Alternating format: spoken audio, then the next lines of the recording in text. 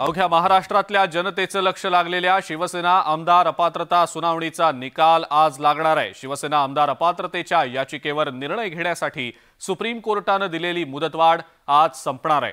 आज दुपारी 4च्या दरम्यान विधानसभा अध्यक्ष राहुल नार्वेकर या अपात्रता सुनावणीचा निकाल जाहीर करणार आहेत। विधानसभा अध्यक्ष राहुल नार्वेकर यांच्या निर्णयाकडे सगळ्यांचंच लक्ष लागलंय। 19 महिन्यांनंतर राज्यातल्या सत्ता संघर्षावर राहुल नार्वेकर निकाल देत आहेत। विधिमंडळामध्ये निकालाचं वाचन केलं जाईल आणि त्यानंतर सविस्तर निकालाची प्रत ही दोन्ही गटांना दिली जाणार आहे। निकालातले ठळक मुद्दे देखील यावेळेला वाचून दाखवले जातील।